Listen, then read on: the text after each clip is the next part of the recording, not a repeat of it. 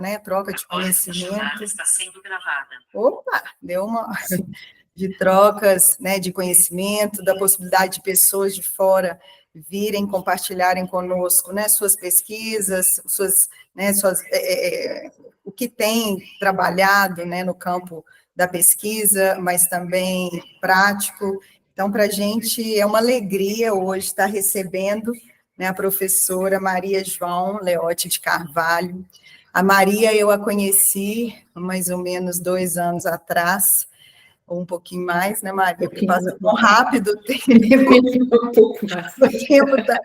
A Maria, ela aceitou ser minha orientadora de pós-doc, e foi, assim, uma parceria e um encontro muito bacana para mim, de uma, né, assim, só somou no meu percurso, além de ser uma pessoa muito especial, em termos de generosidade, de acolhimento, né, de amizade. Então, realmente, a gente hoje uma pessoa, né, tem uma relação de muita proximidade. Então, para mim é um prazer, Maria, você poder estar conosco aqui nesse grupo, que também é um grupo onde a gente se reúne com muito afeto também para discutir temas tão caros, né, como a questão da desigualdade, né, da discriminação, das políticas públicas. Então, esse é o nosso canto aí de reflexão. Eu vou falar um pouquinho. A Maria, ela é investigadora do SIX Nova, né, de Lisboa, que é um centro interdisciplinar da Faculdade de Ciências Sociais e Humanas da Universidade Nova de Lisboa. Ela é especialista em educação e grupos em risco, é doutora em sociologia e está vinculada a vários grupos de trabalho na área de justiça juvenil. E desde 2016 é membro do Conselho Nacional da Comissão Nacional de Promoção dos Direitos e Proteção das Crianças e Jovens. Os interesses, né, da Maria de pesquisa são crianças e jovens em risco, direitos da criança, política pública e justiça, proteção à infância e justiça juvenil, e práticas digitais de crianças e jovens e a sua regulação. Então, eu vou passar a palavra para a Maria, para estar conosco aí, discutindo e nos apresentando, né, o caminho que ela tem construído aí no processo, né, de construção do conhecimento. Muito obrigada, Maria, novamente, fique à vontade. Boa tarde a todos e a todas. Eu, em primeiro lugar, eu é que quero agradecer, Luciana, o convite para mais esta colaboração e realmente a felicidade que tem sido todo o nosso percurso de colaboração, de partilha, tem sido muito bom. Também quero saudar todos os participantes e, no fundo, pedir que participem, que realmente isto é mais do que uma apresentação, é uma apresentação que parte aqui deste título, Desigualdades e Discriminação na Era Digital, e muito focado sobre a questão das crianças que estão colocadas em instituições de proteção à infância, não é as da justiça juvenil, mas isso não quer dizer. E o que eu vou tentar aqui trazer é, primeiro, um foco sobre grandes problemas que afetam as crianças nos dias de hoje, e depois um bocadinho o panorama também da regulação e das normas internacionais sobre a questão da institucionalização das crianças. Luciana, se puder mudar, agradeço. A primeira grande questão que se coloca quando nós fazemos pesquisas sobre crianças e jovens é perceber que nós vivemos em sociedades onde o peso das crianças e dos jovens nessas mesmas sociedades tem vindo a diminuir significativamente. E isto também porquê? Porque há um aumento também da esperança de vida, da expectativa de vida, e ao mesmo tempo há quebras muito acentuadas em muitos países, sobretudo nas sociedades ocidentais. Aqui a questão da Europa é muito forte, os Estados Unidos da América, mas alguns outros países também no resto do mundo, da quebra do número de nascimentos e da taxa de fecundidade. Isso são dois aspectos que se cruzam, e quando, relativamente aos dados que nós temos a nível mundial, do peso da população, por exemplo, dos 0 aos 14 anos, a nível mundial, em 1966 era de 38%, em 2017 os últimos dados do Banco Mundial apontavam que passou para 25,9%, que é uma quebra muito acentuada. E depois também percebemos neste mapa, em que as cores escuras representam uma maior densidade populacional a nível do grupo da infância e as cores mais claras, menor número de crianças, verificamos como há aqui toda uma dispersão e uma concentração simultaneamente em África e um ou outro país aqui, sobretudo do Médio Oriente e da Ásia, e também da América Latina, em que os números de crianças são ainda mais significativos, mas depois, por exemplo, o caso da Europa, vemos que está com a maior parte dos países, desde a Espanha, a Itália, mesmo países escandinavos, os números de crianças diminuíram muito significativamente. E, naturalmente, o que nós temos a ver é que as políticas públicas também, quando dirigidas à infância, têm que pensar cada vez mais a criança como um bem precioso das sociedades para a sua conservação. Luciana, se puderes passar. Outra grande questão que se coloca quando se pensa na distribuição das crianças é pensar que nós vivemos em sociedades cada vez mais urbanizadas. E é nas zonas metropolitanas e nas áreas urbanas para a qual a população se desloca. Posso dizer aqui em Portugal, nós temos duas grandes áreas metropolitanas, Lisboa e Porto, e temos o interior do país cada vez mais desertificado e sem crianças.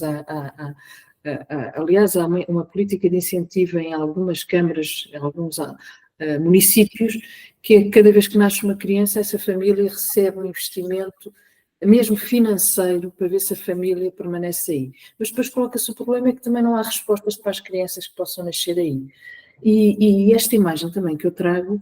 Oi, desculpa, esta imagem que eu aqui trago é uma imagem muito interessante que tirei na Finlândia, de um passeio escolar, em que as crianças vão sinalizadas com os coletes amarelos para serem bem vistas quando estão em espaço público. Aqui em Portugal era o contrário, a maior parte das vezes são os professores que vão sinalizados e não as crianças. Por acaso, hoje, excepcionalmente, vi numa escola que passou aqui, pela primeira vez, as crianças também dos coletes amarelos, mas nós temos que perceber muito bem, quando falamos de crianças, quem é que afinal o foco da análise, porque ainda acontece muito o foco da análise partir só dos adultos e não das próprias crianças. E apesar da urbanização trazer aparentemente uma melhoria da qualidade de vida, ou pelo menos é procurada pelas populações que se mudam para as áreas urbanas, aquilo que nós sabemos a nível mundial é que metade da população que vive nas cidades são crianças, e que, simultaneamente, o aumento da urbanização, combinado com o aumento também das desigualdades, seja económica, seja a pobreza endémica, acabou também por tornar o risco de violência urbana bastante severo. E quem vive na pobreza, um dos principais grupos mais vulneráveis à pobreza são precisamente as crianças, e metade das crianças do mundo são afetadas também pela violência todos os anos. E não há propriamente, a nível da maior parte dos Estados, um interesse significativo num maior investimento, ou pelo menos continua a registrar-se um aumento significativo dos números de crianças na pobreza e de famílias na pobreza, sem que haja, no fundo, um conjunto de respostas diferentes dos modelos tradicionais que possam atalhar aquilo que são as desigualdades na atualidade. Luciana, se puder mudar... Por isso, quer dizer, nós vivemos em sociedades em que temos imensa informação, temos imensos meios, mas, de facto, há um desfazamento ainda muito significativo entre o domínio da informação e a capacidade de se pôr em prática políticas e meios mais eficazes. Outra das grandes questões que se coloca a nível mundial tem a ver com as migrações e com estas novas geografias que afetam quer dizer, todo o mundo. Não há nenhum continente, e são poucos os países que neste momento não estão afetados, seja por movimentos de entrada ou movimentos de saída. Novamente, o número de população em migrações, se em 1990 era de 153 milhões, em 2020 atingiu os 281 milhões, ou seja, passou a afetar 3,6% da população mundial, isto segundo dados das Nações Unidas de 2022. E dentro deste movimento, o que nós temos é uma crescente complexidade, quer dos padrões migratórios, quer do seu impacto nas sociedades que recebem os migrantes, e que muitas das vezes, e nós vemos isso em muitos países com políticas discricionárias, é esquecer que a migração na sociedade que recebe os migrantes são uma força também de potenciar a mudança nessa própria sociedade e de contribuir para o desenvolvimento, desde que haja também políticas fortes nesse sentido, e não apenas políticas de discriminação e de não inclusão. Dentro dos migrantes, crianças, e aqui quer seja migração forçada, quer seja migração voluntária, aumentou cerca de 24 milhões durante a década de 90 para 38 milhões em 2020. E nós estamos a falar isto, por exemplo, no caso da Europa, estamos a falar numa fase anterior à guerra da Ucrânia, em que com a guerra na Ucrânia já houve uma deslocação de milhões da população, especialmente mulheres e crianças, que estão acolhidas nos mais diferentes países e que faz aumentar este número, assim como, por exemplo, no caso da América Latina, tem havido cada vez os movimentos mais crescentes de países do sul da América Latina para o norte, pelo menos é aquilo que nós assistimos aqui diariamente, e todas as convulsões políticas também em alguns dos países. Como é que, Luciana, se puder carregar, como é que as migrações afetam as crianças? E aqui há diferentes situações e nem todas são negativas. Se puder carregar que aquelas caixinhas. Por um lado, as crianças podem acompanhar os pais na migração e ser um processo perfeitamente natural, voluntário, totalmente positivo. Mas pode também acontecer alguns outros aspectos negativos. Podem ser deixadas para trás, junto, por exemplo, da família alargada, ou até em instituições, e os pais é que acabam por migrar. Outras crianças, e isso é um fenómeno que acontece aqui, pelo menos muito, de movimentos da Ásia para a Europa, crianças que migram sozinhas. E quando estamos a falar de crianças que migram sozinhas, estamos a falar de idades também bastante baixas. Não estamos a falar meramente de adolescentes, mas tem havido um decréscimo de crianças de 9, 10, 11 anos que vêm sozinhas, saídas do Afeganistão, de países longínquos, até chegar à Europa. Podem também as crianças não migrar, mas estarem a viver em comunidades onde há uma forte concentração de população migrante. E de haver aqui a necessidade de todo o trabalho de interação entre uns e outros. E depois também o caso das crianças que chegam a determinados países e que acabam por ser repatriadas, muitas das vezes em clara violação das normas internacionais, e isso já aconteceu em Portugal em 2 casos aqui há muitos anos envolvidos em crimes graves, que foram repatriadas, o que vai contra a Convenção sobre os Direitos da Criança. Mas nós estamos a assistir, por exemplo, com crianças refugiadas que entram na Europa a questões muito significativas deste género. Luciana, se puder mudar outra vez, agradeço. E para dar um pouco, quer dizer, o que nós assistimos é que há aqui um forte padrão migratório que está cada vez mais assente. Não é tanto meramente só em questões económicas, mas em questões de guerra e de conflito armado, que vão eclodindo em todos os continentes, quase em simultâneo, como nós temos visto. E o que é impressionante é que a cada minuto 20 pessoas são forçadas a abandonar as suas casas por um motivo de violência, perseguição ou conflito. Seja violência étnica, religiosa, cultural, seja aquilo que, por orientação sexual, por exemplo, como acontece ainda infelizmente em vários países. As crianças representam mais de metade do total dos que são considerados, dentro dos migrantes, os refugiados a nível mundial. E de 2005, ou seja, no espaço de 10 anos, 2005 a 2015, mais que duplicou o número de crianças refugiadas, de 4 para 9 milhões, com tudo o que isso implica em termos da inserção destas crianças nas sociedades para onde vêm, a começar pelo domínio da língua. E nós temos, por exemplo, em Portugal, muitas crianças vindas dos países de leste, nomeadamente da Ucrânia, que até aprendem a língua portuguesa com uma grande facilidade, mas, por exemplo, estamos também cada vez mais com crianças do Afeganistão, refugiadas, da Síria, do Paquistão, em que a inserção e o domínio da língua demora muito mais tempo e acaba por exigir outro tipo de respostas. 1 em cada 10 crianças vive em zona de conflito armado no mundo e tem havido um aumento significativo do número de crianças que entram na categoria de criança-soldado e, sobretudo, também aqui há uma mudança de género que é o maior envolvimento de raparigas nos conflitos armados, recrutadas à força não só para os fins tradicionais que, de modo geral, estavam ligados mais à prostituição e à venda e ao tráfico humano, mas já também para outros fins. 1 em cada 200 crianças no mundo é refugiada. e 1 em cada 3 crianças a viver fora do país onde nasceu é refugiada, enquanto nos adultos a proporção é de 1 em cada 20.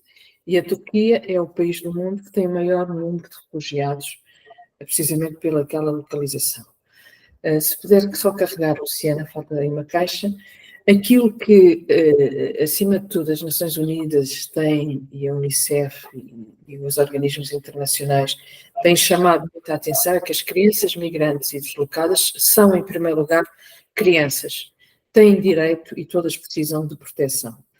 Só para aqui números da Europa, entre 2008 e 2016, crianças não acompanhadas entraram na Europa quase 200 mil. Só em 2015 isto foi um pico extraordinário por causa da guerra na Síria.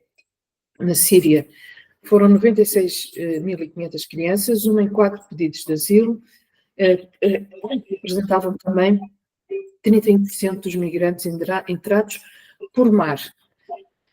Já não falamos de terra. A maioria vinda do Afeganistão, da Síria, da Somália e da Eritreia. Por isso, nós olhamos para o mapa, vemos que são crianças que atravessaram milhares e milhares de quilómetros, a maior parte sendo exploradas. Eram mais rapazes, mas o número de raparigas está a aumentar, e depois dá-se um fenómeno que é extremamente preocupante, que é o desaparecimento de números significativos destas crianças quando já estão em países europeus. Por exemplo, entre 2014 e 2016, mais de 10 mil destas crianças desapareceram. E não se sabe o que é que lhes aconteceu. Portanto, pode ser por um motivo positivo em que tenham encontrado alguma solução, mas também podem ter sido vítimas de redes de tráfico de órgãos, de prostituição, sabe-se lá o quê. Luciana, se puder mudar, agradeço. Sabemos sim que também a nível mundial a questão da violência acaba por ser uma face muito familiar nas vidas de crianças e adolescentes. E também dados recentes apontam que 3 em cada 4 crianças no mundo sofreram alguma forma de violência interpessoal, de crueldade ou abusos nas suas vidas diárias no ano anterior, independentemente de viverem em países ricos ou pobres. Nós normalmente temos uma tendência a associar e a usar sempre a estatística muito ligada à pobreza, mas não é isso. A violência é transversal a todas as classes sociais, a todos os países, só que adquire a forma como determinados grupos sociais conseguem mobilizar recursos para ultrapassar ou para esconder essas situações é que é muito diferente, e isto afeta tanto o hemisfério norte como o hemisfério sul. Luciana, se puder.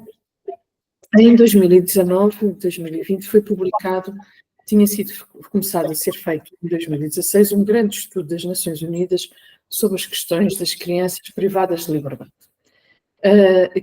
cujos resultados foram publicados em 2019 e 2020.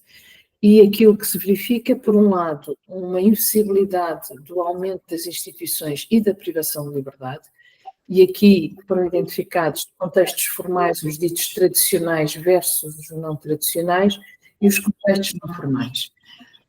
E, por exemplo, quando falamos de privação de liberdade, em contextos formais, começa logo à cabeça por ser a questão da administração da justiça, mas cada vez mais aquilo que se assistiu é precisamente por razões associadas com migrações e por motivos de segurança interna, nomeadamente associados a políticas de prevenção do terrorismo, como acontece na Europa, em que crianças, por exemplo, chegam ao aeroporto e ficam em centros de detenção, às vezes sem a família, outras vezes com a família, ou em instituições também em que supostamente não é uma questão de prática das crianças, mas basta a sua condição ou a sua classificação.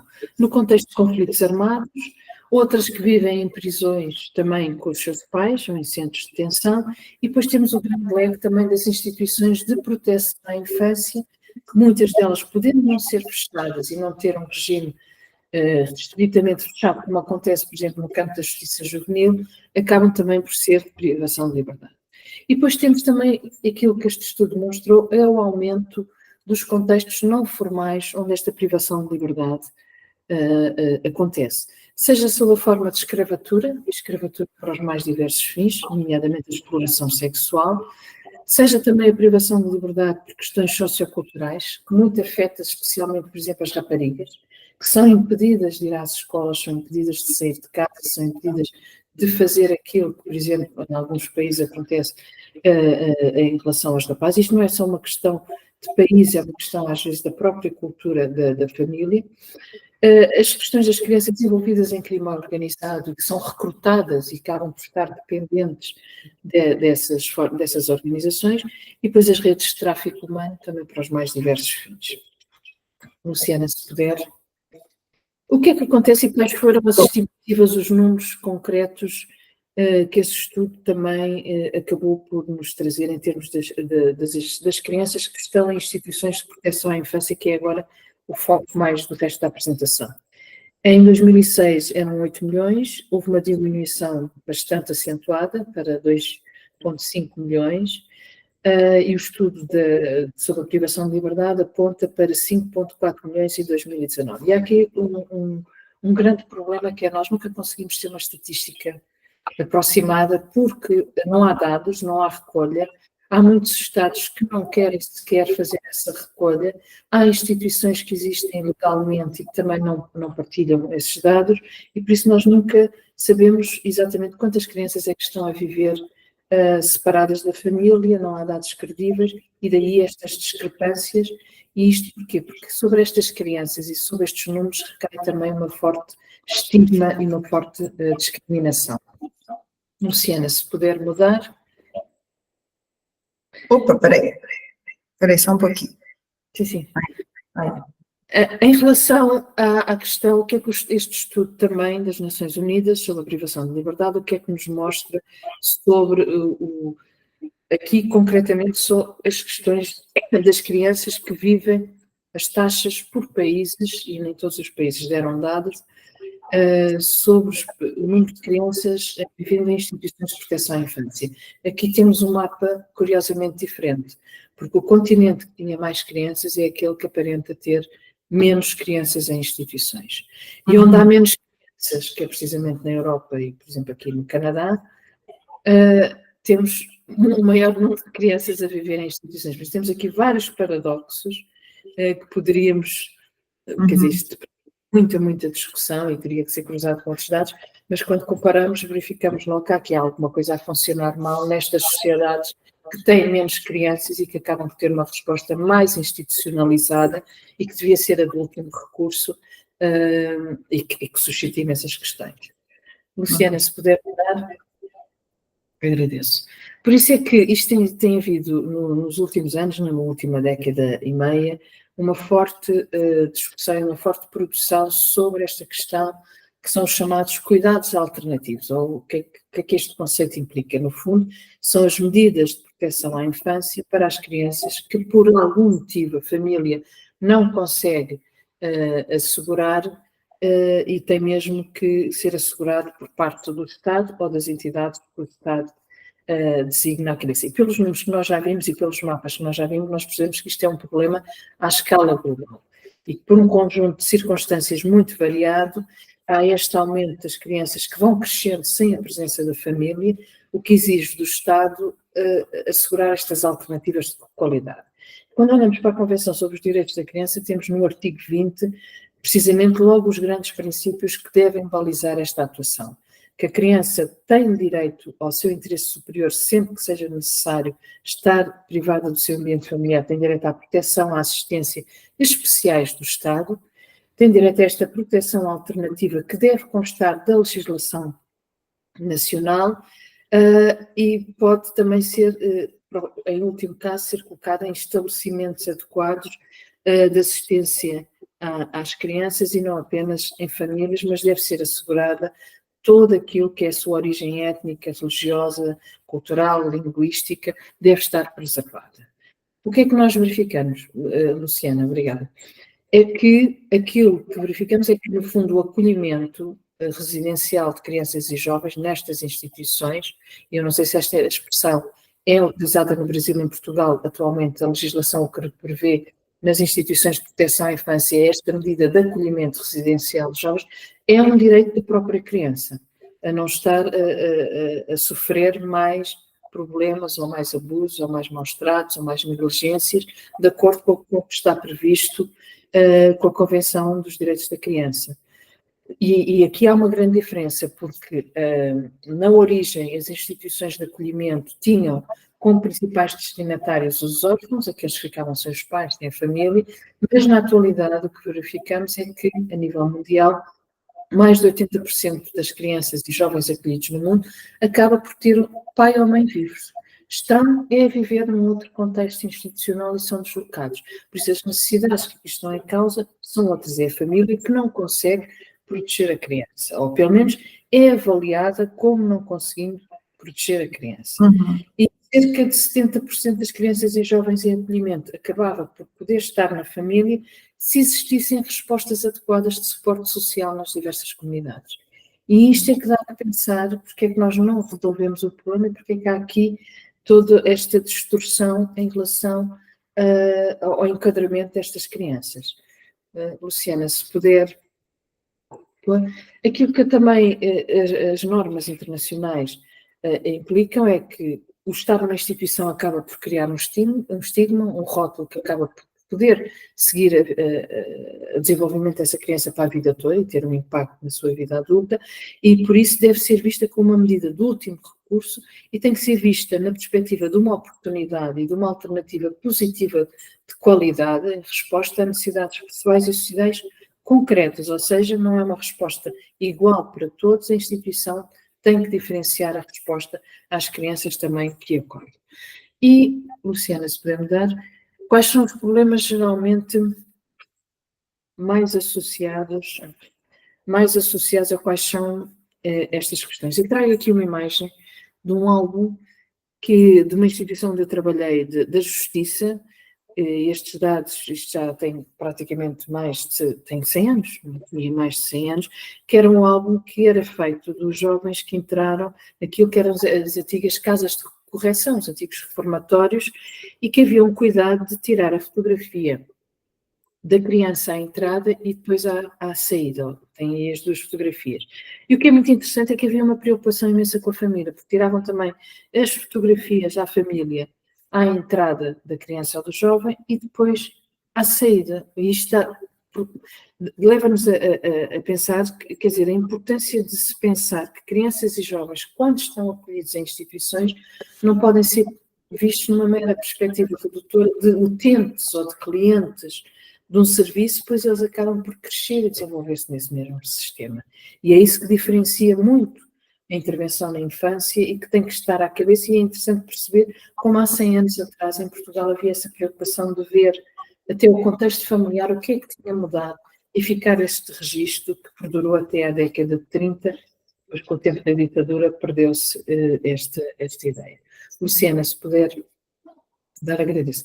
Quais são também os problemas que tendem a estar mais associados ao tirar estas crianças da família e colocá-las em instituições?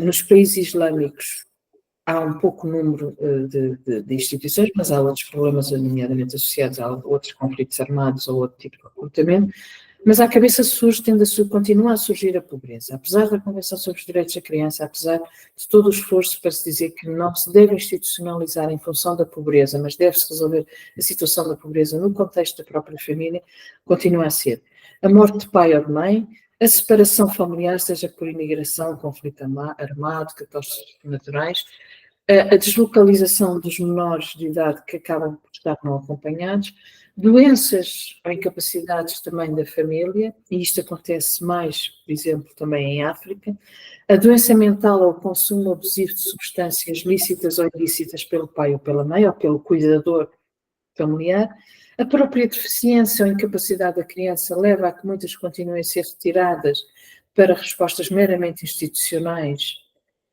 por não haver nas comunidades apoio ou uma incapacidade de gerir os apoios. E aqui depois o problema não é só a instituição, é a segregação que é feita ainda em muitas instituições, às vezes de grande dimensão para estas crianças, os problemas comportamentais da criança e dos jovens, especialmente no caso dos adolescentes, quando começam a ter comportamentos de oposição e desafio, e depois a violência que crianças e jovens sofrem nas suas mais diversas formas que se possam imaginar, e às vezes E a realidade ultrapassa sempre aquilo que possa estar escrito na norma legislativa. Por isso, Luciana, se puder mudar, em 2009 as Nações Unidas também proclamaram, se puder carregar, falta só umas diretrizes, que é as diretrizes para os cuidados alternativos das crianças, que foram adotadas no 20º aniversário da Convenção sobre os Direitos da Criança e que visam balizar a intervenção dos Estados, precisamente no apoio às crianças e os jovens que tenham a necessidade desta tipo de intervenção, salientando como princípio que não há só uma solução de cuidados alternativos que sirva para todas as crianças, por isso deve haver uma diversidade de respostas de acolhimento no mundo e nenhuma pode ser desvalorizada ou relativizada relativamente a outras, porque consoante o perfil da criança pode ser mais necessária uma resposta, por exemplo, de acolhimento familiar ou acolhimento residencial ou um acolhimento especializado e estas orientações internacionais trazem-nos também, Luciana, se puder mudar as diretrizes. Foram... Não, fiquei, obrigada. As diretrizes também assentam em 2 princípios básicos, estabelecem que é, sempre que há necessidade de tomar uma decisão sobre a criança e sobre a sua necessidade de aspiração, perceber se realmente é necessária a colocação da criança em acolhimento, o princípio da necessidade, e se caso se confirme essa necessidade, então qual é a modalidade de acolhimento mais apropriada para essa criança em causa. E nós sabemos como isto falha, e eu falo aqui do contexto português, como isto muitas das vezes falha, porque não é só a questão da necessidade, é onde é que depois há vaga e não há propriamente uma adequação entre a necessidade da criança e a resposta. E depois 4 objetivos que os Estados devem ter presente. Por um lado, reduzir a necessidade de cuidados alternativos, que se faz através de uma melhor prevenção, ou mais efetiva, desencorajar o recurso a cuidados alternativos sempre que possível, assegurar que os ambientes onde são providenciados estes cuidados alternativos, sejam em famílias de acolhimento, sejam em instituições, sejam em comunidades terapêuticas, cumprem os padrões e os estándares mínimos de qualidade, e aqui esta é outra dificuldade que se coloca ainda muito aqui em Portugal, assegurar que as modalidades e os ambientes de acolhimento correspondem às necessidades individuais de cada criança e jovem. Por isso, quer dizer, quando nós depois conhecemos as práticas no terreno, vemos como continua a haver um desfazamento enorme, independentemente dos países, porque isto é um problema que é constatado a nível dos países ditos mais desenvolvidos ou com melhores indicadores de vida, mas isto acontece. Juliana, se puder colocar. Temos também a Agenda 2030 com os Objetivos do Desenvolvimento Sustentável, que foram estabelecidos em 2015, em que o grande objetivo é não deixar ninguém para trás, visando o cumprimento de todos os direitos. E aqui as crianças privadas de cuidados parentais acabam por ser dos grupos que mais frequentemente são deixados para trás na maioria dos países. Muitas das vezes tendo o seu acesso negado a serviços básicos e a oportunidades também que o seu desenvolvimento exige. Juliana, se puder. Mais recentemente, já em 2019, também houve uma outra resolução das Nações Unidas, em que a grande prioridade foi insistir na melhoria da qualidade das respostas dos sistemas nacionais e, sobretudo, promover também o apoio às redes de suporte social a crianças, jovens e famílias, e destaca a importância, é importante que a criança cresça num ambiente familiar, é um direito de cada criança ter uma família. Destacar a questão dos direitos, muito particularmente os direitos das crianças com deficiência, cruzando também com a Convenção sobre os Direitos das Pessoas com Deficiência, que exige que todos os Estados-partes garantam o pleno gozo pelas crianças com deficiência de todos os direitos humanos e liberdades em condição de igualdade com as outras crianças, e nós sabemos como isto também está longe de ser cumprido. A oposição à separação desnecessária das crianças, só em último caso, a questão do interesse superior da criança e, sobretudo, aqui também uma preocupação muito grande sobre as crianças migrantes, especialmente aquelas que estão desacompanhadas ou separadas dos seus pais, precisamente pelo aumento dos seus números, pela dificuldade na qualidade, na diversidade de respostas e na qualidade das respostas. Luciana, se puder mudar, agradeço. Esta resolução concentrou a questão de ter-se presente o que é o bem-estar da criança. E o bem-estar da criança não é só a questão de conhecer e que está definido mesmo no campo também da Organização Mundial de Saúde, bem-estar material, físico, emocional, mas é como é que a criança olha também para si e para a sua qualidade da sua vida. E este é o princípio também do olhar subjetivo da criança que importa ter presente nas decisões que são tomadas sobre a mesma. Fortalecer os sistemas de proteção à infância, insistir na reforma dos cuidados alternativos, diversificar, tomar as medidas para prevenir o tráfico e a exploração das crianças nas próprias instituições de proteção à infância e lidar com os danos causados nessas mesmas instituições, até mesmo com programas de voluntariado, e aqui depois é falado muito do contexto do turismo, pode levar ao tráfico dos seres humanos, do trabalho infantil, da exploração, mas perceber-se que quem intervém junto a estas crianças tem que também ter um forte enquadramento e uma forte supervisão. Juliana, se puder. Ainda em relação àquilo que também foi este dia, da discussão, no fundo, dos direitos da criança nos cuidados alternativos e que contou com a participação de crianças representantes de praticamente todos os países e todos os continentes, reconhecer cada vez mais a importância dos danos causados à criança, seja na fase pré-entrada, pré-tomada de decisão, pré-medida, quer na própria intervenção, quer depois à saída, e ter medidas de reparação adequadas. Tirar também lições sobre os impactos da pandemia nos cuidados da infância, de forma a fortalecer os sistemas de proteção. Fazer recomendações e respostas para a preparação para futuras crises de saúde pública, sejam elas qual forem, bem como crises sociais e ambientais globais.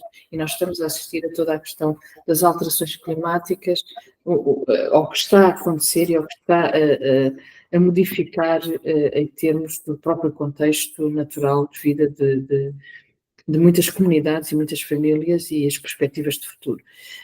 Expandir as oportunidades de aprender com as evidências, ou seja, cada vez mais uma ligação entre a prática e a teoria, mas entre a prática, a avaliação e a supervisão, estes 3 eixos que são absolutamente necessários. Criar condições também para que estas crianças possam ser vistas na qualidade de peritos sobre os sistemas, porque os sistemas intervieram sobre elas e por isso elas têm as suas opiniões, têm a sua avaliação, e isso deve constituir sempre uma preocupação de quem trabalha com as crianças, porque a partir das suas experiências pode-se melhorar as respostas.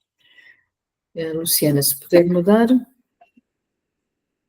E no âmbito da comemoração deste dia, foi também depois feita uma publicação a partir de quais foram os contributos das crianças e dos jovens ouvidos e que tiveram participação muito ativa nestes dias, e foram identificados alguns pontos ou algumas necessidades que as crianças mais apontaram em função do continente de origem. Por exemplo, na América Latina salientam o acesso a alimentos e medicamentos, conhecer a história pessoal da criança, ou seja, quem trabalha ter o maior interesse sobre a história pessoal da criança, a necessidade de se sentirem amados por aqueles que deles cuidam, o acesso psicossocial, apoio e suporte e o estar afetado por pobreza. Na América do Norte, destacaram a proteção de direitos LGBTQ+, ter uma palavra a dizer sobre a experiência em cuidados, tratar os jovens como especialistas no que eles precisam no cuidado, reconhecer os desafios enfrentados por crianças indígenas, sentir-se apoiado para lidar com o trauma passado e presente. Na Europa, ter a liberdade e a autonomia ao viver em cuidados alternativos, relações de confiança com os adultos, aceder a serviços de saúde mental, sentir-se segura à noite em ambientes de cuidados institucionais, famílias separadas por causa do uso de substâncias e necessidade de segurança. Em África, sentir-se segura à noite em cuidados institucionais, sentir-se amado e ser fisicamente cuidado, preocupação em deixar o cuidado, ou seja, na transição de volta à comunidade, preservar a linguagem e identidade cultural, um tratamento com dignidade e respeito. Na Oceania, comemorar e manter a identidade, ter acesso a aconselhamento quando necessário, garantir que os pais têm acesso para ajudar como forma de prevenir a retirada desnecessária de crianças de casas de família, participar em eventos culturais que mantenham-os conectados à família e à sua cultura de origem, ter consistência em colocações de cuidados, evitando a mudança a menos que necessário. Na Ásia, sentir-se amado pelos cuidadores, ter direitos, conhecer os direitos e ser detentor de direitos, ser capaz de praticar a religião livremente, ter suporte a cuidados personalizados, o desejo de ser cuidado como se fossem os próprios filhos dos cuidadores.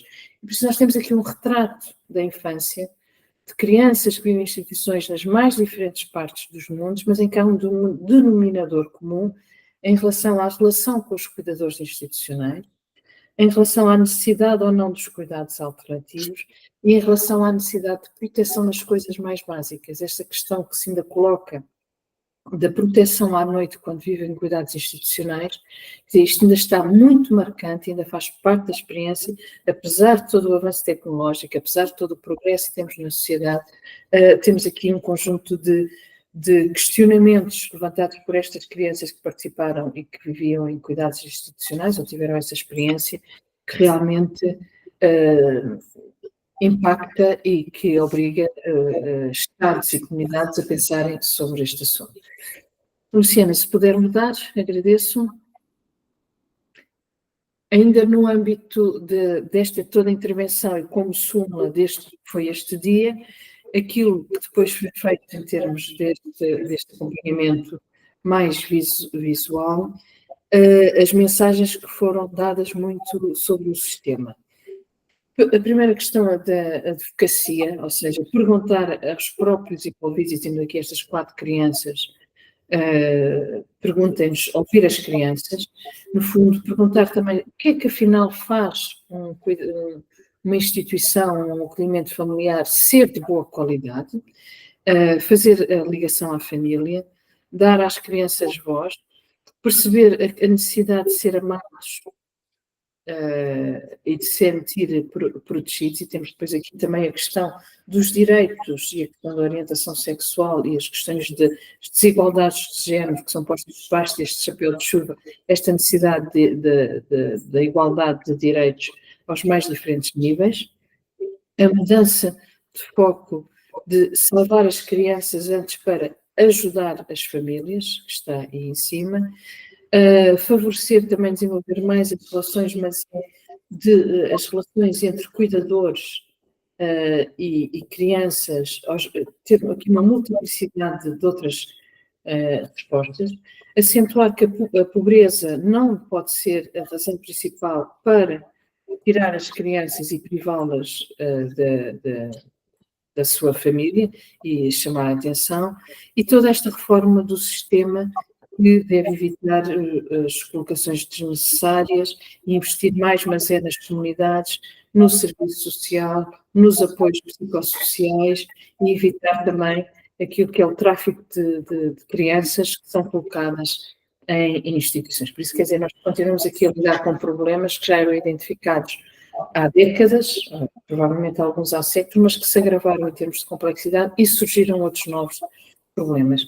E para terminar, eu trago também aqui a voz das crianças, e isto não dá aqui bem para ler, mas isto foi num encontro em 2016 por aquela que é uma instituição, uma Federação Internacional de Educação para as Crianças, e da qual fazem parte de um conjunto de redes de instituições que acolhem crianças e que no final de uma semana de trabalho com jovens e crianças em cuidados, eles definiram uma lista de 10 princípios, uma declaração de 10 standards que eles acharam fundamentais para indicar às instituições e aos cuidadores institucionais, sejam institucionais de instituições propriamente ditas, sejam os cuidadores de acolhimento familiar. Que cada criança e instituição deve ter os mesmos direitos, as mesmas oportunidades e aceder aos mesmos apoios sociais e benefícios que são adequados e deve estar informada sobre este mesmo direito, tal como outras crianças, ou seja, evitar a discriminação lá por ser institucionalizada, não tem acesso a determinado apoio ou a determinada oportunidade, que cada criança e instituição deve estar, deve ter, desde a entrada na instituição ou no acolhimento, um plano logo de transição e a criança deve ser ouvida sobre aquilo que deve ser feito também. Que quando, por exemplo, crianças em instituição tentam entrar em universidades ou instituições de ensino superior, às quais é exigido, por exemplo, o pagamento de propinas, deve haver bolsas sociais que possam promover a continuidade dos estudos, e apesar de se parecer uma coisa banal e que devia ser pensada, nós sabemos que isso, em muitos países, continua a ser um obstáculo que estas crianças continuem os estudos e adquiram um progresso normal como outras crianças, que devem ser ajudadas também a encontrar empregos e, sobretudo, a ter conhecimento de como é que se faz o acesso ao mercado de trabalho e a ser também reconhecido o seu potencial, seja em que área for, por assim dizer. Depois uma questão básica, que é esse verdinho, que tem uma frase mais curta, que é, deve haver um acesso aos cuidados de saúde primários para todas as crianças, e nós sabemos que muitos países os cuidados de saúde são privados e baseados em seguros de saúde aos quais as crianças não têm acesso, crianças e famílias. Portugal não é um desses casos, mas isto é uma questão muito deprimente. Aquilo que nós aqui em Portugal tomamos como um garantido, que é um Sistema Nacional de Saúde gratuito para todos, ou pelo menos adequado em algumas fases ao rendimento ou à situação de saúde. Infelizmente, mesmo no caso europeu, não acontece ainda. Que as crianças devem ter o direito a viver a sua vida e a ter relações positivas com outras pessoas e que possam ter relações de confiança com os seus cuidadores, que também os trabalhadores e todos aqueles que intervêm junto a estas crianças devem estar motivados, devem ter qualificações, devem ser apoiados e supervisionados neste mesmo trabalho, que também devem ter o conhecimento sobre as competências e como organizar as rotinas diárias também das crianças, mas ensinar as crianças também a organizarem por si essas mesmas rotinas, isso muitas vezes até entre pares, através de mentorias entre pares, que precisa também de saber, as crianças precisam ser ensinadas sobre como é que podem ter direito à habitação, ou como é que conseguem, saindo da instituição, ter uma habitação, ser ensinadas como procurar casa, como alugar, quais são os direitos, qual é a lei de cada país, como é que isto se faz, e esta é uma das lacunas maiores nas instituições.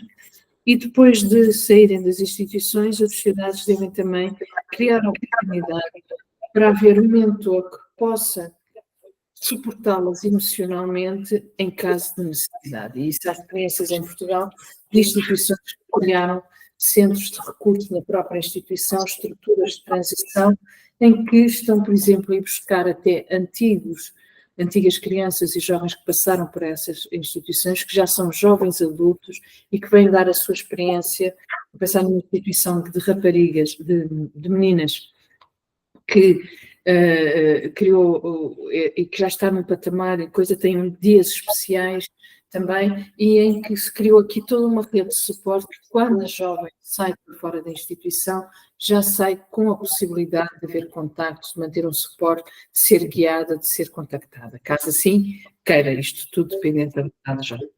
E eu terminaria aqui, acho que isto é muita matéria, muitos temas que nos deixam ainda perplexos e a continuar a pensar nestas questões, apesar de todo o progresso, apesar de tudo o que evoluímos. A verdade é que nós continuamos a viver num mundo profundamente desigual, se calhar mais desigual do que há uma década ou duas, num mundo cada vez mais em guerra, e vemos o eclodir de conflitos armados por todo lado, e as crianças estão entre os grupos mais vulneráveis nestas situações. E pronto, muito obrigada pela vossa atenção. Espera aí, deixa eu voltar aqui. Só um minutinho que eu vou parar de compartilhar. Obrigada, Isabela. Obrigada, Maria. Tem forma de bater palminha aqui, mas eu não estou vendo, não estou achando. Muito obrigada. Mas que bom ter um número também bacana de pessoas aí ouvindo, porque eu estava só vendo a tela e não via as pessoas. Maria, muito obrigada aí pela, né, por compartilhar conosco uma reflexão tão potente aí, né, e de uma visão mundial, né, assim, desse fenômeno. Eu acho que nos faz repensar internamente, né, a situação do Brasil, mas também amplia a nossa perspectiva de compreensão desse fenômeno, né, para bem além da nossa realidade.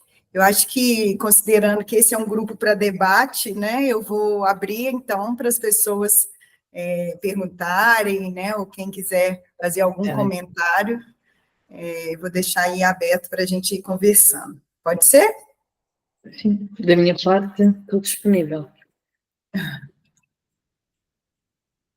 Alguém que quer começar?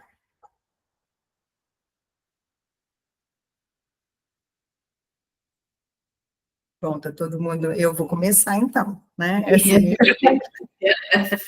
acho que você trouxe muita coisa, né, Maria? E aí eu fiquei curiosa, porque assim, eu falei, gente, deixa eu ver uns dados brasileiros aqui, né? Dentro daquele um dos primeiros slides que você mostra essa percentual de crianças e adolescentes, né? Em queda, Brasil, hoje a gente tem menos de 20% da população composta, né, por crianças e adolescentes, e aí eu estava vendo o dado nosso hoje, com 40, mais ou menos em torno de 40 milhões de 0 a 14 anos, era o mesmo dado de 1970, então que mostra realmente uma queda aí na proporção de crianças e adolescentes na composição da nossa população, né? Pois, é muito, é muito. Pode falar. Não, embora a questão do aumento da esperança de vida, mas de qualquer forma o número absoluto está no mesmo. O que me chama atenção também, assim, não todos esses relatos, a questão, primeiro que você traz uma realidade que a gente chama dos países mais desenvolvidos, países que a gente achava que isso era mais resolvido e você tem várias coisas acontecendo, uma complexidade também, né, em relação aos imigrantes, enfim, você tem muita questão que tem impacto direto nessa população. Exatamente. Isso me chamou atenção, e eu achei muito interessante também essa forma de trazer elementos a partir da experiência das pessoas, né, ouvir as crianças. Eu acho que isso, pensando num grupo de pesquisa, isso também, para mim, me chamou atenção, né, não são dados só econométricos, mas você traz a referência da experiência dessas crianças para relatar esse fenômeno. Eu acho, isso me chamou atenção, né, quando as crianças são ouvidas, né, em vários países, você traz isso, né, uma perspectiva que difere, assim, da forma de analisar um fenômeno só pela perspectiva mais quantitativa, né? Achei isso também me chamou atenção. Bom, sim, Luciana, pois a questão dos países desenvolvidos e falando aqui mais particularmente da Europa, que é o que eu conheço também melhor. A questão desde a guerra na Síria e, sobretudo, foi uma alteração muito, muito significativa. Porque, por exemplo, o caso da Suécia, que aparece ali, e da Finlândia, a Suécia em 2015 recebeu 35 mil menores de 18 anos não acompanhados, o que foi uma alteração na sociedade sueca tremenda. Temos agora a questão da Ucrânia, que é, por exemplo, nós nas instituições de acolhimento em Portugal estamos com, não é tanto os jovens ucranianos, mas é mais do Afeganistão. O que, em termos culturais, em termos de inserção, em termos de inclusão, em termos de domínio da língua, é uma outra realidade cultural totalmente diferente do que aquilo que é a norma na sociedade portuguesa. E isso acontece um pouco por toda a Europa. Por outro lado, pode também dar-se o caso de haver aqui maiores mecanismos ou uma maior sensibilidade ao cumprimento dos direitos da criança. E por isso também, mas a verdade é que as respostas são muito diferenciadas. Por exemplo, há países onde os cuidados já não são prestados praticamente em instituições, mas é sim em famílias de acolhimento ou ou instituições de 3 crianças o máximo, e há outras em países mesmo dentro da Europa, como em Portugal, em que isto ainda não acontece. O acolhimento familiar não consegue arrancar, não sei se é uma questão cultural, se o que mas há aqui, de facto, uma diversidade que nos interpela muito fortemente, e depois é pensar que nós estamos com políticas públicas, nomeadamente dentro da Europa, muito diferenciadas. No caso dos países escandinavos, não há justiça juvenil, jovens adolescentes que pratiquem crimes e na proteção à infância, que, de modo geral, são acolhidos, e às vezes também em cenários que são questionáveis, ou outras vezes podem ir aos 15 anos logo para prisões de menores. Por isso, quer dizer, isto depois começando a desbastar, agora, tendo esta visão global, percebe-se que isto é transversal e realmente não é hemisfério norte, hemisfério sul, não é país pobre, país rico, como tantas vezes o discurso tende a ser feito de forma alguma. E eu acho que isso é que, enquanto pesquisadores, nós também temos que ter essa baliza e essa noção e essa concepção, realmente. No Brasil, eu por acaso, os dados do Brasil acabam por ficar equilibrados, ficam aqui no meio termo, que dá um certo equilíbrio. Agora, quer dizer, comparando com Portugal, que tem 10 milhões, falar em 40 milhões de crianças que vivem no Brasil é uma diferença e a diversidade que se coloca. Facto. O ouvir as crianças e os jovens, isso é uma prática cada vez mais relevante.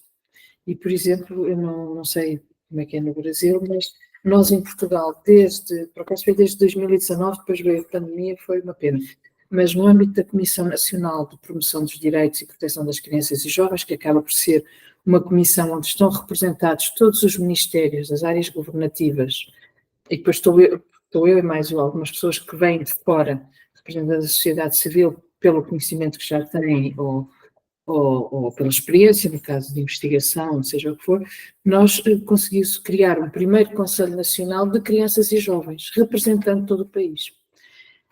Foi feito tipo um concurso, com candidaturas em que eles tinham que responder, depois passou desde associações, desde escolas, desde famílias, tudo e mais alguma coisa.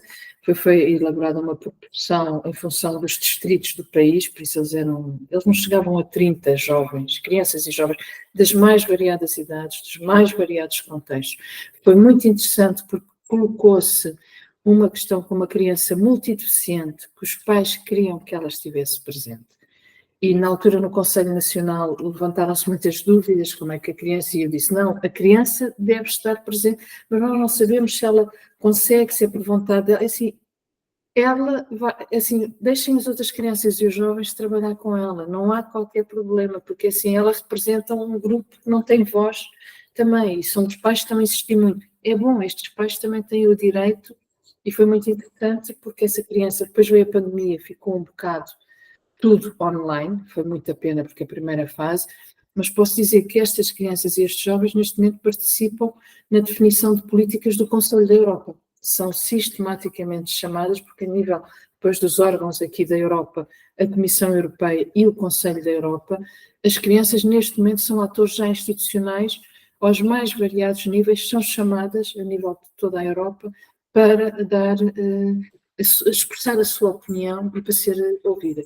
Neste momento, por acaso, o Conselho Nacional de Crianças e Jovens em Portugal está agora a ser refeito, porque já terminou o mandato anterior, mas havia crianças de 7, 8 anos, 9.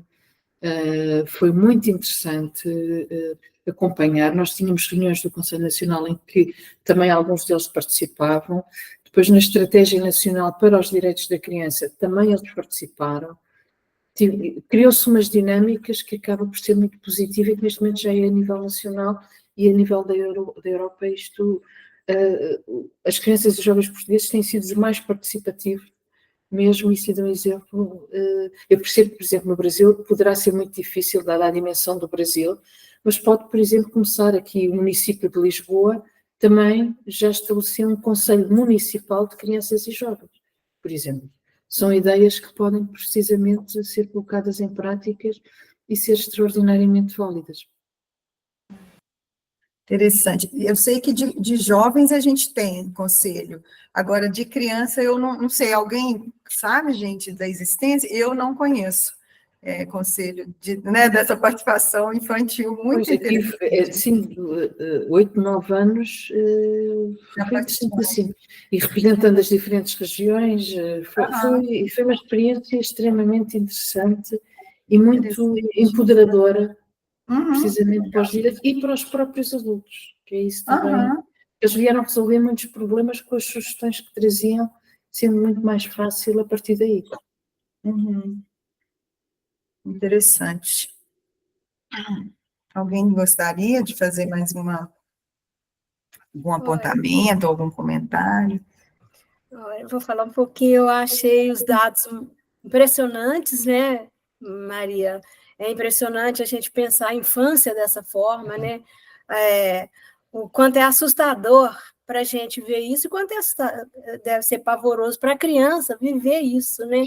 Então, para além assim, da desestruturação familiar que ocorre com a pobreza, com a morte dos pais, de um pai, de uma mãe, a gente tem aí hoje essa questão da migração e essa criança que fica nesse meio aí, às vezes perdida, e às vezes sendo vítima de coisas tão terríveis como, por exemplo, ser capturada pelo tráfico, né? O tráfico para prostituição, o tráfico para extração de órgãos, né? Que a gente sabe que acontece. E aí eu fiquei pensando assim na sua apresentação, como que já tem uma legislação. O Brasil tem, né, Luca, pessoal que é do Brasil, né? Nós temos uma legislação, nós temos o ECA, né, que é uma legislação de proteção, né? E a gente vê aí, como você apresentou aí, diretrizes internacionais bastante desenvolvidas, né? Sim. Mas para uma realidade que está muito distante disso, né? Então eu fico pensando assim, a importância de uma política social, né? Não é uma política só estadocêntrica, vamos dizer assim, mas uma política social para tentar, né, trabalhar com esse peso que a própria fragilidade dessas crianças, de suas famílias, o próprio peso dessa fragilidade faz com que ela não tenha acesso ao que as diretrizes estão supondo, estão colocando, né? Fiquei pensando nisso, sabe? Pois, não, Danieta, a realidade é assim, o valor das normas é, de facto, chamar a atenção para aquilo que se tem que atingir, mas o que nós verificamos é que, se calhar, a realidade está a piorar nos últimos anos, em vez de estar a avançar. Pelo menos é a sensação que temos por variadíssimas razões. Por um lado, pelos movimentos, sobretudo políticos, cada vez mais discriminadores e, por exemplo, nós vamos ter agora eleições para o Parlamento Europeu, que acaba por ter deputados dos 27 países, e quer dizer, o grande risco é termos um Parlamento a nível europeu para normas europeias dominado pela extrema-direita, porque está crescendo em todos os países. E, por exemplo, nós, nas últimas eleições em Portugal que tivemos há 3 semanas, desde março, nós tínhamos um partido de extrema-direita que tinha apenas 12 deputados e passou para 50, num universo de 230. E o Brasil contribuiu muito para os imigrantes portugueses no Brasil, fizeram a decisão em relação a 2 deputados que era do círculo fora da Europa. Isso, pronto, é o que é, né? São as coisas. Por isso nós temos cada vez mais, se calhar, uma visão de políticas meramente assistencialistas, que é para manter a pobreza, mas não de políticas sociais de empoderamento e de resolver os problemas da pobreza. A questão das normas é que estão ali sempre a balizar e, por exemplo, quando é a avaliação do Comitê dos Direitos da Criança, tudo isto vem ao de cima. E, por exemplo, em 2019 o Estado português foi aqui alvo de severas críticas em diferentes áreas e uma era esta das instituições de proteção à infância. Pelo menos serve para que... Agora, a realidade das crianças é terrível, pura e simplesmente, e nós não falamos aqui da questão do digital e do que se passa a nível também das tecnologias e do digital, e que viola as crianças e as coloca em situações de maior risco e de maior indefinição. Eu estou a falar, aqui há uns anos vi um documentário sobre instituições de proteção à infância de acolhimento na China, E houve uma coisa pavorosa que é as crianças que são filhas dos condenados à morte não têm lugar nas instituições de acolhimento. São excluídas da família, porque é uma desonra a morte dos pais, e ao mesmo tempo o sistema não dá resposta a elas. Então havia uma senhora que criava instituições especialmente só para essas crianças e jovens, com um estigma, com um rótulo de segregação, de falta de apoio. Quer dizer, nós vivemos no século XXI, mas ainda estamos a lidar com problemas como estes,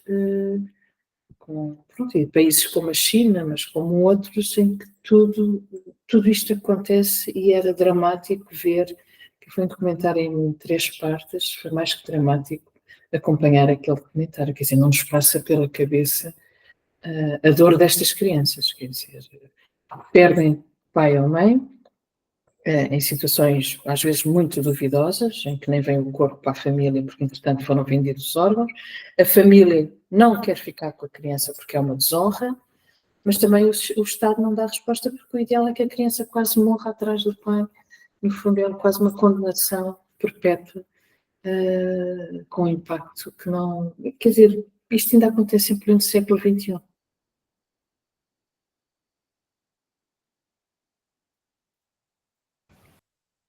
Eu não sei se tem pessoas, Carolina, a Ingrid e a Vitória, eu não sei se são esses nomes mesmo, mas que aparecem aqui, que não são do grupo, teriam alguma, né, vontade de comentar, trabalham com crianças, porque eu imagino que tenha atraído alguém que também trabalhe com crianças. Vocês querem fazer algum comentário? Não sei se elas... Não. Elas não estão aparecendo, né? Não. Ô Maria, eu fiquei pensando também, a gente está com um esboço, na verdade, de uma política nacional de cuidado. E uma das prioridades, assim, dos grupos prioritários, um deles são as crianças, sabe? Crianças, considerando o número de famílias monoparentais, né, com mulheres chefes de família e mulheres de baixa renda, assim, perpetuando, inclusive, um ciclo grande de pobreza no Brasil, né, porque são mães que não têm condições, inclusive, de inserir no mercado, de se qualificar em função dessa carência, né, desse cuidado que ainda é muito centrado no papel da mulher, né, e aí aqui ainda traz rápido, né, a questão do recorte racial forte, mulheres negras, periféricas, assumindo toda essa questão do cuidado, né, então hoje tem uma política sendo esboçada, assim, com uma pretensão de ter uma formulação agora para maio, sabe? Assim, eu tenho lido dados muito interessantes, assim, na América Latina parece que Uruguai e México tem algumas coisas, o Uruguai mais avançado. Uruguai mais à frente, a ideia que eu tenho mais à do Uruguai frente. em termos de políticas para pensar no lugar da criança na sociedade, tenho a ideia que está mais avançado. E o Brasil, né, com um espaço aí de debate, né, acho que no atual governo, com algum espaço, talvez um pouco maior, de discussão sobre isso também, nada garantido, mas assim... Nada, até porque não há uma varinha... Não há uma varinha mágica que venha resolver este problema. Não. Mas tem um grupo grande, sabe, fazendo esse debate aqui, bem interessante. Eu não conhecia, comecei a acompanhar agora mais de perto. Isso é muito importante. E sobretudo aqui, pensando na vossa área mais terapêutica, esta enorme preocupação nas declarações internacionais sobre a criança portadora de deficiência. Porque isso tem sido...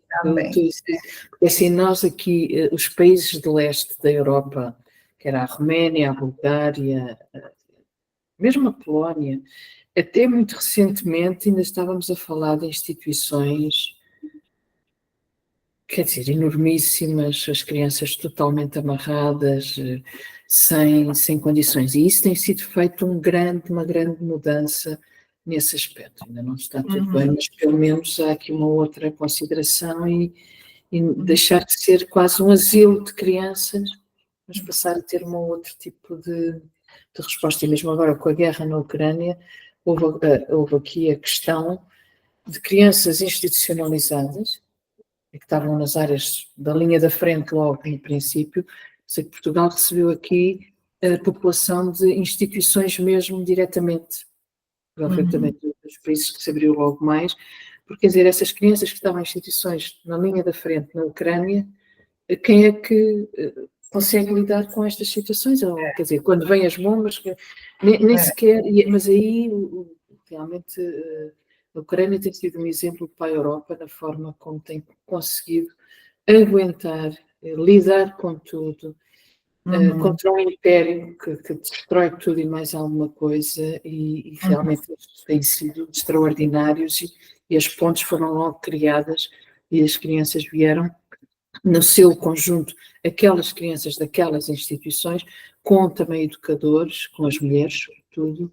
Alguns homens, caso tivessem mais de 3 filhos, é que podiam sair do país, mas realmente, quer dizer, como isto afeta ainda mais toda esta população vulnerável. E é dramático receber as mulheres vindas com as crianças sem saber e ver, quer dizer, sem saber o que é que fica para trás.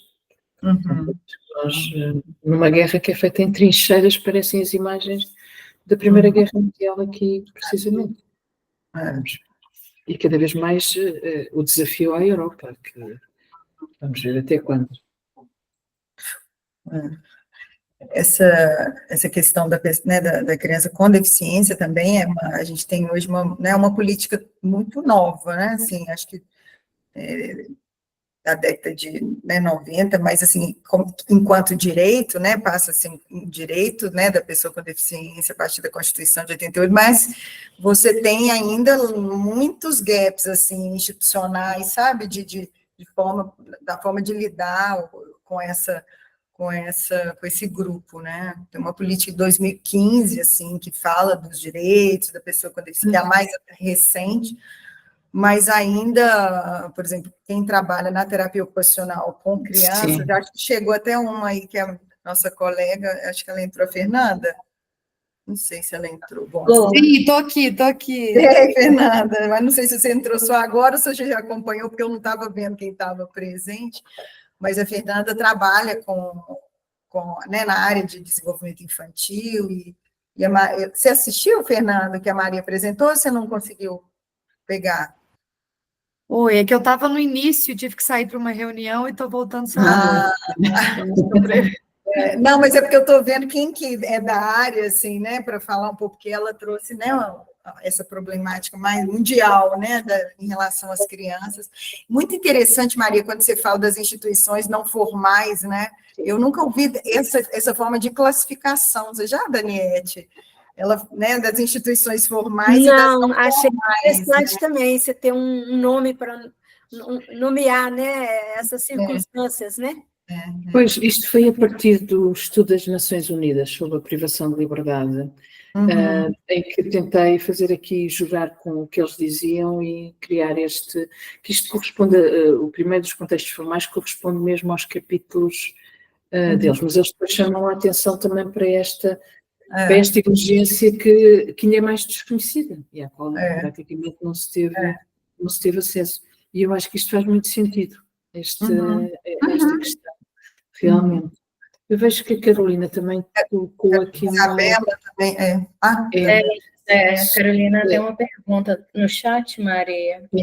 Sobre a questão do aumento do uso político e ideológico sobre a infância e juventude, que no fundo sempre foi uma característica também da intervenção sobre crianças e jovens, mas tem vindo a um aumento da institucionalização de crianças devido a preconceitos e discriminações em relação à religião dos pais ser de matriz africana, por exemplo, ou retirada de crianças de grupos indígenas devido a práticas tradicionais e culturais, ou a discussão sobre a orientação sexual e género de crianças e jovens, sendo utilizada depois para atacar. Sim, isto é uma realidade, e aliás não é por acaso que as crianças da América do Norte têm logo esta discriminação da orientação sexual à cabeça.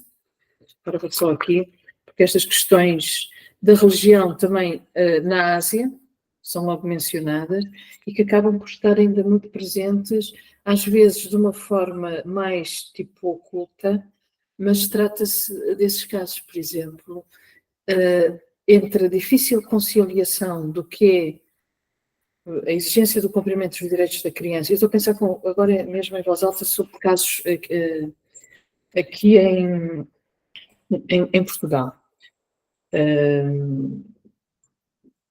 Por exemplo, com dois tipos de comunidades, mas poderíamos, em que isto continua a acontecer com muita frequência. E depois, como em alguns países não são recolhidos dados sobre estas questões, acaba por ficar tudo sempre numa mancha tipo negra sobre a qual não se fala, não se discute, mas que é uma realidade, especialmente a questão cultural. E uma das discussões que, por exemplo, que se coloca muito aqui na sociedade portuguesa é a questão entre a população de etnia cigana, ou dita Roma, mesmo de origem portuguesa, que mantém certas práticas que violam claramente a Convenção sobre os Direitos da Criança e que são práticas culturais. E aquilo que se coloca, quer dizer, são práticas culturais, mas são práticas culturais, neste caso, que abusam sobre a própria criança.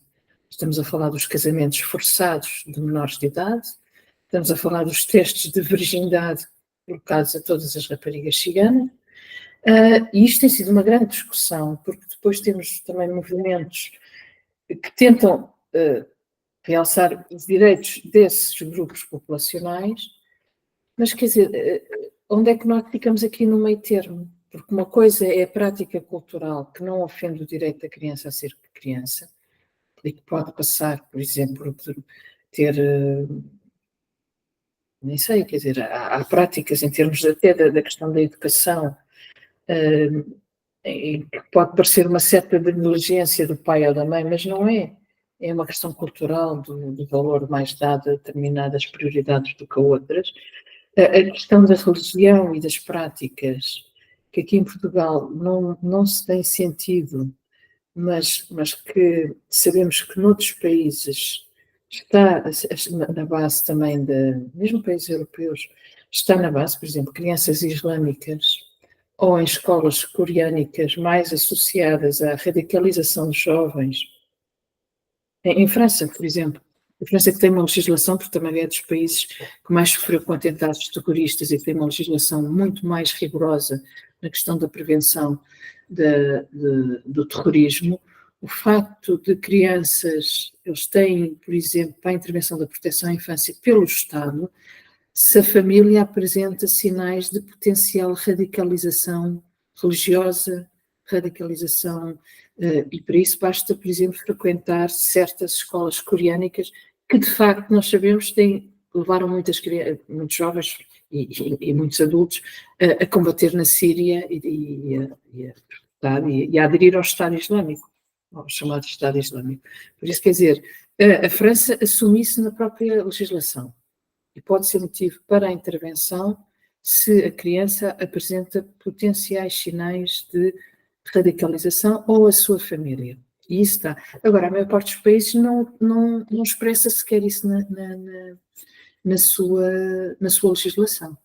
E isso acontece em função de quem está na altura a fazer a avaliação do caso ou da perspectiva de quem toma a decisão. A questão das crianças indígenas parece-me que é uma das mais gritantes.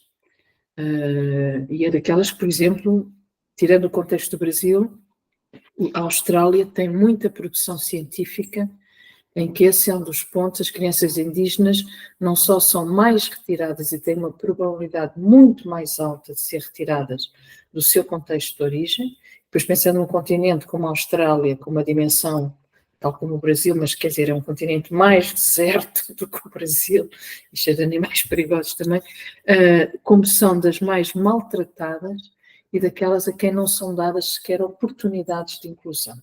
A Austrália tem muitos artigos, muito trabalho sobre a questão das crianças indígenas e sobre as políticas de proteção à infância, que em vez de proteger as crianças indígenas, acaba por reforçar as suas desigualdades, a sua estigmatização e a sua não inclusão e o seu desenvolvimento, não havendo qualquer intervenção de política de inclusão ou de tratamento igualitário ou em igualdade.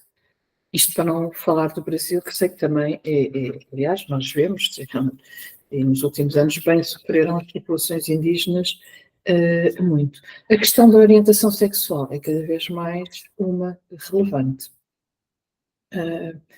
E aquilo que nós verificamos é uma preocupação em alguns países sobre a proteção da criança e sobre a aceitação, mas depois temos ainda, quer dizer, aqui a discussão é muito a própria sociedade, como é que aceita que uma criança menor de idade assuma que quer seguir um outro caminho e que não se identifica com o sexo com que nasceu, que no fundo é isso que estamos a encontrar. E em relação a isso há muita discussão e sabemos que há perseguição séria nesses casos. Por isso, os movimentos ideológicos realmente estão muito ao sabor das correntes de quem adquire o poder dominante numa determinada época, e sempre foi. E sempre houve estes preconceitos e estas discriminações em relação a determinadas crianças, em relação a determinados grupos.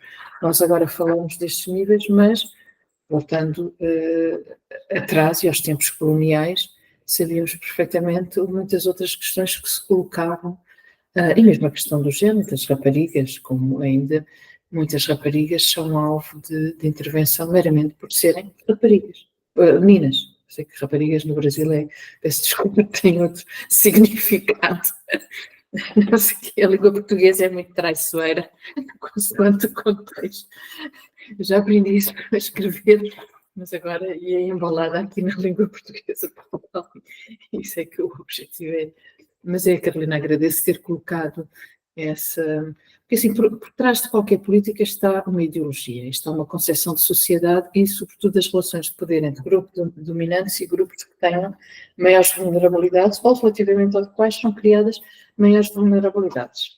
E é que está também, que deve estar a discussão e muitas das vezes nós temos o foco, tem aquela vulnerabilidade, tem porque foi criada, é a sociedade no seu todo e começa na relação entre cada um de nós, enquanto cidadão, com o outro. E isso tem muito... Mas agradeço, Carolina, porque é uma questão central.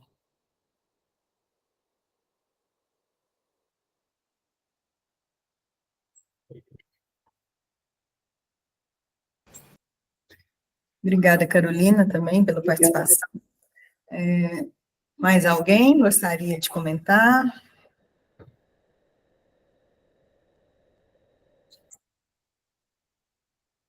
Fernanda, você queria falar alguma coisa dessa, né, do nosso contexto, assim, em relação à questão das crianças? Você tem algum ponto para destacar?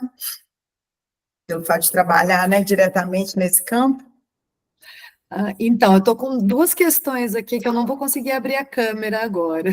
Não há problema. Oi? Daqui a pouco eu vou tentar ligar no outro computador aqui, mas eu acompanhei o início, Luciano, igual eu estava te dizendo, e voltei agora no final para saber mais ou menos em que pé que vocês estavam, assim. Então, não sei exatamente o que você gostaria que eu contasse um pouco desse contexto, né, daqui. Então, na verdade... quer falar, Maria? Não, na realidade, quer dizer, aquilo que lhe fizer mais sentido também, em função também das preocupações que possam ter agora no contexto brasileiro. Realmente é uma dimensão do país, a diversidade também do próprio país.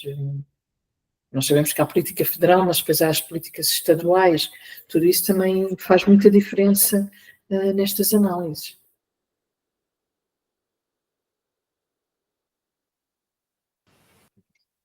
Teria, Fernanda, algum comentário específico, assim, do nosso contexto? O Brasil, eu não sei se é um fenômeno mundial, né, mas, assim, me parece que sim, né, mas essa questão, a gente estava falando da questão da deficiência, uma demanda, assim, muito importante agora, especialmente pressionando o Estado para, né, para agir diante disso em relação ao cuidado e à saúde né, da população, de crianças especialmente com TEA, né, com transtorno do espectro autismo, assim, veio um número muito importante de registros, de diagnósticos, e pressionando, né, hoje pressionando tanto o setor privado quanto o público, né, então a gente está vendo isso, né, na questão da saúde. Não sei se a Fernanda queria comentar alguma coisa em relação a isso, porque eu acho que esse é um ponto. É um dos pontos, né? Porque eu perdi a parte que vocês estavam falando especificamente sobre a questão da deficiência. Mas sim, eu acredito que a questão dos diagnósticos do autismo e o aumento é mundial, né, Maria? Assim, não é uma coisa específica daqui, né? A gente tem um aumento muito significativo dos diagnósticos, né? Não, o autismo eu acho que é muito, e está associado a maior desenvolvimento das próprias sociedades, curiosamente. Nós também sabemos que há países que mantêm práticas de matar a crianças com deficiência à nascença, ou logo que nascem. Estou a pensar em países africanos onde isso continua a acontecer. Por diferentes entendimentos, muito ligados a outras questões, mas realmente agora a questão do autismo é um disparar a nível mundial, e autismo, dentro do espectro do autismo, pelo menos a sensação que se tem aqui em Portugal e alguns dados da Europa, é autismo já não é aquela base do autismo mais suave, mas mais já estruturado, já mais severo mesmo, em alguns graus mais severo. Isso é algo que é altamente preocupante, porque alguns problemas de comportamento estão relacionados precisamente com essa base que não está, às vezes, corretamente diagnosticada. E a questão do diagnóstico e da aceitação da família. Exato. Eu acho que isso está tendo uma mudança grande, principalmente a gente classificando hoje a gravidade, digamos, do autismo com níveis de suporte. Isso leva a uma discussão da proteção social, né, das políticas públicas em relação a isso. Então, a gente está, independente de discutir aqui o aumento do diagnóstico clínico, né, ou das categorias de diagnóstico, então como que cada país vai se organizar para oferecer o apoio que é necessário, né, mediante essas políticas públicas. No Brasil está tendo um avanço muito grande, né, assim, em relação a leis específicas de proteção ao TEA, de acesso à escola regular, né, ao direito, tanto a benefícios econômicos, quanto a possibilidade, por exemplo, de um monitor dentro da escola. Né? Então, é ótimo.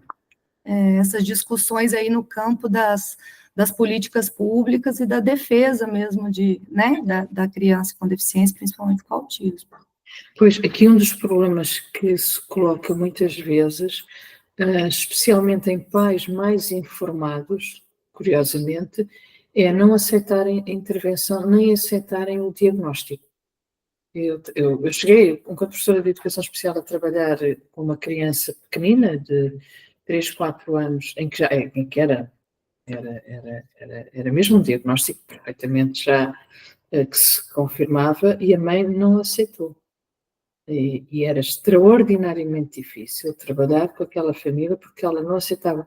Ela depois, quando entrou no primário, foi até para outro agrupamento de escolas, em que as coisas também não correram bem, porque a mãe continuava a negar, e isso acontece muito, especialmente em famílias de classe social média e alta, que consideram estar informadas e negam, e isso depois tem impactos brutais. Mas é muito bom saber que há políticas especiais também de proteção neste campo. E sobre isso que você está dizendo, é até interessante, porque está tendo um debate muito grande aqui da questão do autismo, não de, né, você falou da família que tem uma dificuldade de aceitação, mas aqui uma busca pelo diagnóstico para você ter acesso à proteção da criança nos contextos de saúde e de educação. Então, a gente tem nos centros de saúde, eu já participei de várias reuniões de equipes de saúde, onde o médico mesmo fala, não temos certeza do diagnóstico, mas com o acesso ao diagnóstico, essa criança vai ter acesso a determinados direitos. Olha como é que tem os dois lados, né? Porque aqui a política porque aqui a política é de inclusão de todas as crianças nas escolas. Mas depois, para qualquer terapeuta ou qualquer apoio, por exemplo, mesmo professor de educação especial, poder trabalhar, tem que ter a autorização dos pais. No início do ano, apesar de ser professora com aquelas crianças, eu tinha que pedir uma declaração para os pais assinarem. Eles davam, mas depois aceitar e depois ter que escrever certas coisas, até para... foi interessante. Eu trabalhei num contexto de pobreza, mas curiosamente num jardim de infância recebia muitas crianças também de outros níveis ali, porque era um jardim muito bom e tínhamos uma oferta boa para crianças com deficiência, e recordo esse caso e recordo casos de outras colegas também noutros locais em que o problema muitas vezes é a família aceitar e porque quer esconder e acha que tudo se vai resolver. Porque o autismo também cá está, tem aqui às vezes um meio termo em que eu percebo que é difícil aceitar, mas a criança é que não pode ser prejudicada no seu desenvolvimento, quanto mais tarde a intervenção, pior o desenvolvimento da criança.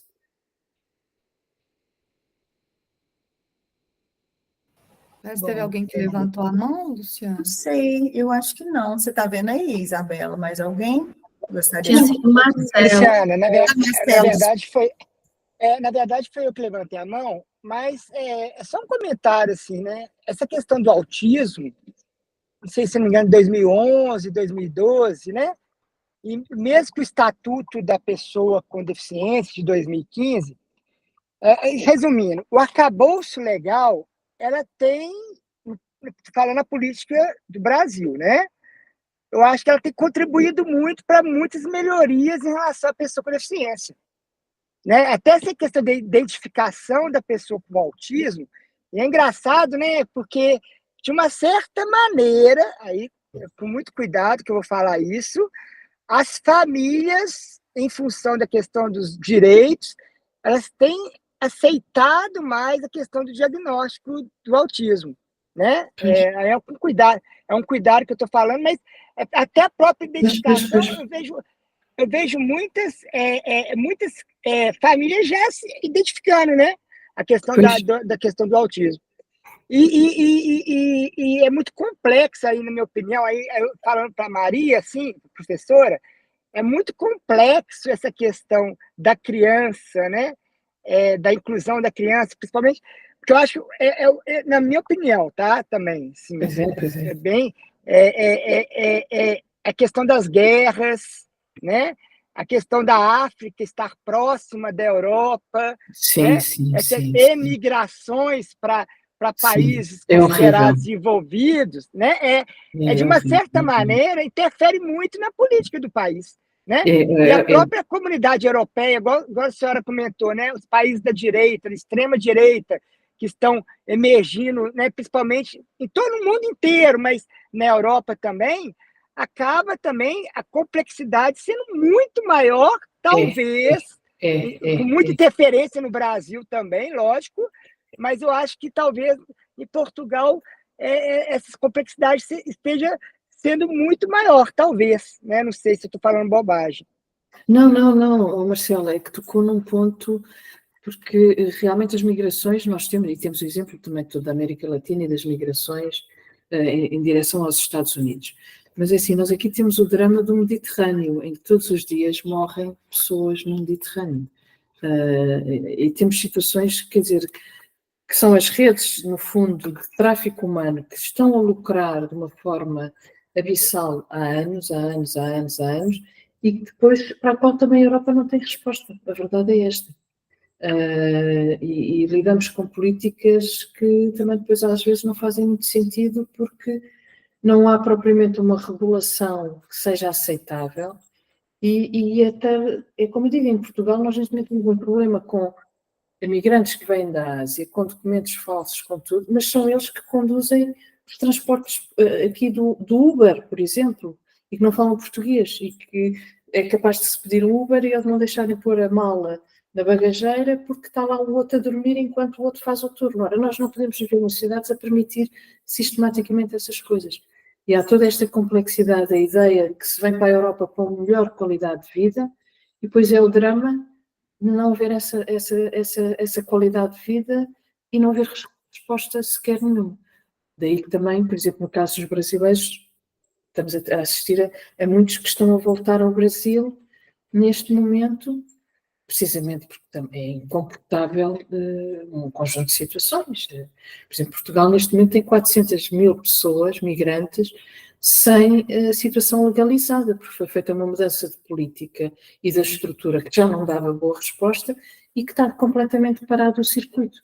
E isso afeta, quer dizer, como é que a seguir se pode incluir uma pessoa quando o básico não está minimamente assegurado? Agora, é o drama da guerra, é a iminência de uma guerra que vai escalar para o resto da Europa, saindo da Ucrânia, e se a Ucrânia cair, cai a Europa toda, e esse é o grande problema. Foi a separação do Reino Unido também, quer dizer, é vermos, e agora a guerra também no Médio Oriente, com efeitos também diretos aqui na Europa, em termos depois dos posicionamentos políticos, em termos das migrações também. Por exemplo, o pedido de nacionalidade portuguesa por parte de famílias judaicas que foram expulsas de Portugal no tempo da Inquisição, nos últimos anos, foram milhares e milhares, para poderem entrar na Europa, para poder sair de Israel em caso de guerra. E isso já aconteceu. Quer dizer, temos aqui fenómenos todos em que a Europa é vista como um Eldorado, quando não é, mas o seu papel como colonizadora também nunca ficou resolvido em relação aos países que colonizou e que nunca se soube posicionar nem criar políticas adequadas que permitisse evitar algumas destas migrações. Não tínhamos a menor dúvida. De facto, é muita complexidade e estamos sistematicamente a ser bombardeados com... Deus queira que não sejamos bombardeados de outra maneira, porque então aí seria terrível, mas pronto, Deus queira que não.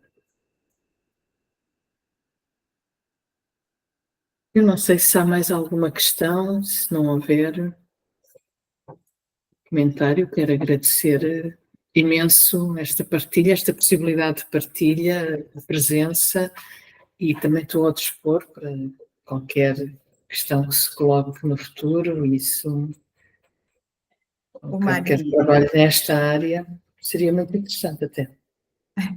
Maria foi super, né, além de estar comigo no pós-doc, ela acompanhou a Tatiana Tironi, que foi aluna, né, que defendeu o mestrado, de ocupação sobre as jovens do socioeducativo, e foi um trabalho muito legal, que tem rendido muito boas.